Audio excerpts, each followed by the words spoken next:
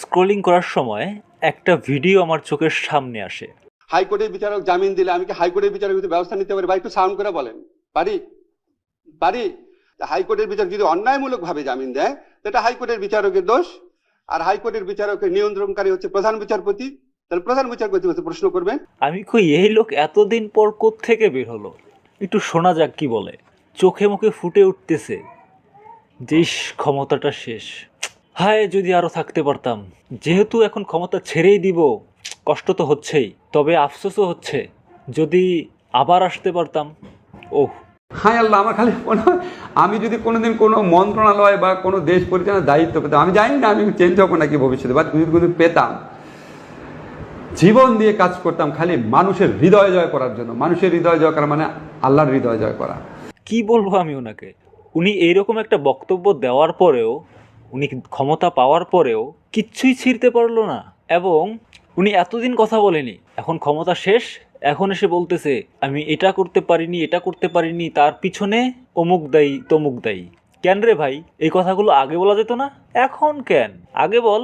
হ্যাঁ, আমি এটা বিশ্বাস করি, সাংবাদিক ইলিয়াস সে একটু বেশিই বলে, সেটা আমরা বুঝি। যার যতটুকু দোষ পায় একটু বাড়িয়ে বলে, এটা আমরা বুঝি।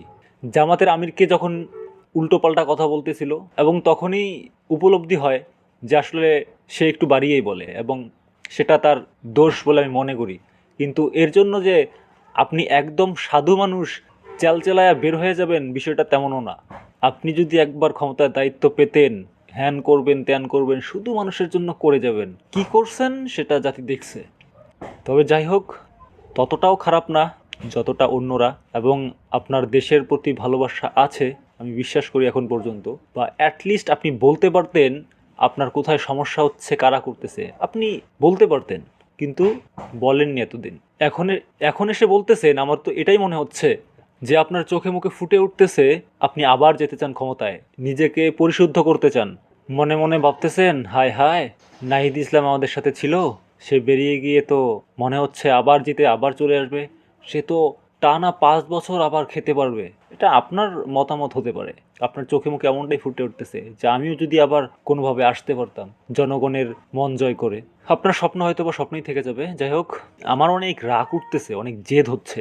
এই কারণে জেদ হচ্ছে যে মানুষ কেন ক্ষমতায় গেলে এরকম একদম বিপরীত হয়ে যায়।